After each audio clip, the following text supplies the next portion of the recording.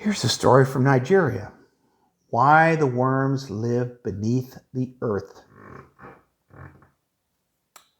When Ao III was ruling over all men and animals, he had a very big house to which he used to invite his subjects at intervals to feast.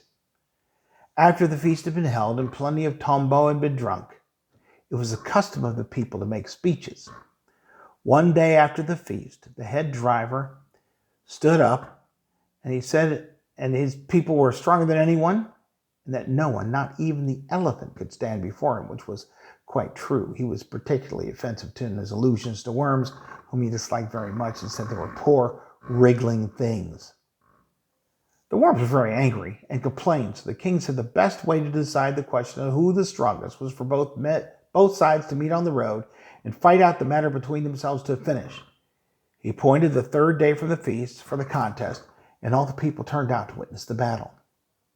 The driver ants left their nests early in the morning in the thousands and millions, as is their custom, and marched in line and 1 inch broad, densely packed, so it was like a dark brown band moving over the country. In front of the advancing column, they had their scouts, the advance guard, the flankers, the main body, which followed millions close behind.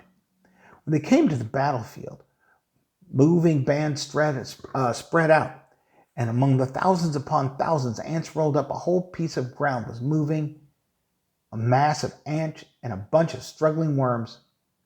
The fight was over in a very few minutes, and the worms were bitten in pieces and sharp pincer-like mouths of the driver ants, and the few worms that survived squirmed away and buried themselves out of sight.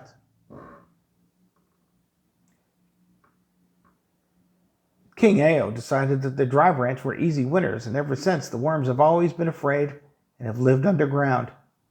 And if they ever happen to come to the surface after the rain, they hide themselves underground whenever anything approaches, for they fear all people. And that's why the worms live under the ground.